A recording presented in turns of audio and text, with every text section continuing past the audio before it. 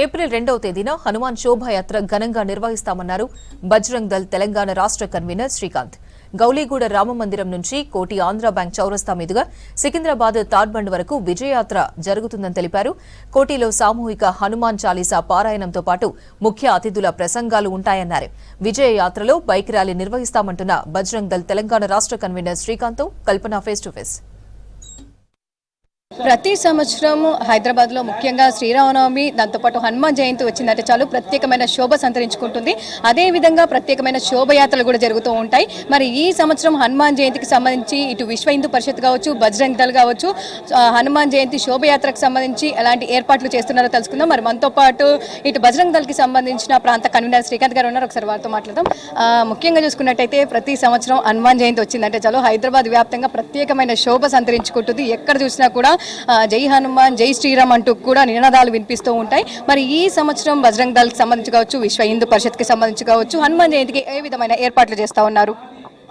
ఎప్పటిలాగానే మన యొక్క కార్యకర్తలు ఉత్సాహంగా ఉన్నారు. ఎందుకంటే మీకు అందరికీ తెలిసిందే, మొట్టమొదటి ర్యాలీ హనుమాన్ విజయయాత్ర ర్యాలీ ప్రారంభమైంది కూడా మన భాగ్యనగర్ కేంద్రంగానే. ఇదే మొత్తం యావత్ భారతదేశానికి దిక్కుచి అంటే దీన్నే స్ఫూర్తి పొంది మిగతా దగ్గర ర్యాలీలు అనేది ప్రారంభం చేశారు. కాబట్టి దీని మీద అందరికీ అంటే దాదాపు ఇక్కడున్న వాళ్ళకు కాకుండా మిగతా బయట వాళ్ళకు కూడా, బయట స్టేట్స్ వాళ్ళకు కూడా దీని మీద ఒక ఎక్కువ ఎంతూజియాజము, అమేజింగ్ ఉంటుంది. దానికి తగ్గట్టుగానే మా ఏర్పాట్లు ఉన్నాయి. ఎప్పటిలాగానే మనది యజ్ఞం ఉంటుంది. ఉదయం 7 గంటల నుంచి ప్రారంభమైతే సాయంత్రం వరకు ఈ యాత్ర కొనసాగుతూనే ఉంటుంది. రకరకాల కార్యక్రమాలతోటి నడుస్తూనే ఉంటుంది. అలాగే మా యొక్క యూనిట్స్ ఏవైతే ఉన్నాయో అవి ఆల్రెడీ దీనికి సంబంధించినటువంటి వర్క్ చూస్తున్నారు. ఏవైతే మేము 1,50,000 బైకులు అనుకుంటున్నామో దాన్ని మేము ముందుకెళ్తాము. అలాగే మీ యొక్క సహకారం కూడా ఉంటుంది కాబట్టి డెఫినెట్గా ఇంకెక్కువనే మేము రీచ్ అవుతామని చెప్పి నమ్మకం మాకుంది. సో గత సంవత్సరం చూసుకున్నట్టయితే ఈ వీర హనుమాన్ విజయయాత్రకు సంబంధించి కావచ్చు ఎంతమంది పాల్గొనడం జరిగింది? దాదాపు ఎన్ని సంవత్సరాల నుంచి ఈ యాత్ర మన హైదరాబాద్లో కొనసాగిస్తూ ఉన్నారు? ఇది 2004లో ప్రారంభమైంది. కేవలం కొద్ది మంది కార్యకర్తలతో, అంటే సుమారుగా 250 బైకులతోటి మన యొక్క హిందూ ఐక్యత, హిందూ శక్తి ప్రదర్శనలాగా ప్రారంభించారు. హిందువులకు మేము ఉన్నామని భరోసాతోటి యాత్ర ప్రారంభించడం జరిగింది. అంటే దాదాపు ఇప్పటికీ 22 సంవత్సరాలు పూర్తయింది. సో ఇవాళ ఇది 23వ సంవత్సరంకి మేము అడుగుపెట్టినాము. సో ఎప్పటిలాగానే లాస్ట్ టైం మనకు దాదాపు ఒక 80,000 బైకులు ఉండింది. ఈసారి దాన్ని మేము డబుల్ చేయాలని చెప్పే సంకల్పంతో ముందుకు సాగుతున్నాం. హైదరాబాద్ అంటేనే ట్రాఫిక్ కేర్ ఆఫ్ అడ్రస్గా చెప్తూ ఉంటాము. చిన్న చిన్న గల్లీలు ఉంటాయి. సో మీ శోభయాత్రకు సంబంధించి 1,50,000 బైకులు అని చెప్తా ఉన్నారు. సో యాత్ర ఏ విధంగా కొనసాగే అవకాశం ఉంది? దాంతోపాటు పాయింట్ టు పాయింట్ ఏ విధంగా ఉండే అవకాశం ఉంది అంటే లొకేషన్స్కి సంబంధించి? ఇప్పుడు యూనిట్స్ అన్నీ కూడా మనం ఆల్రెడీ పోలీస్ డిపార్ట్మెంట్ వాళ్ళకి తెలిసిందే. ఎప్పటిలాగే వాళ్ళతో కోఆర్డినేషన్ చేసుకొని మనం ముందుకెళ్తాము. ఏదైతే ఇప్పుడు సికింద్రాబాద్ కనుక తీసుకున్నట్టయితే మేము దీన్ని మహంకాళి విభాగం అంటాము.